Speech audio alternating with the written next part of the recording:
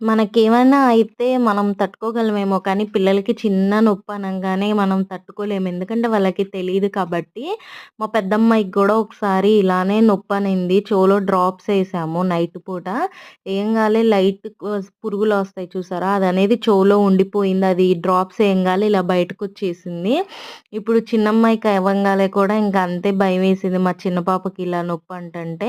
చాలా అంటే చాలా భయమేసి డ్రాప్స్ ఏసాము. అయినా ఏం లేదు. లోపల గుబులు కూడా ఏం లేదు.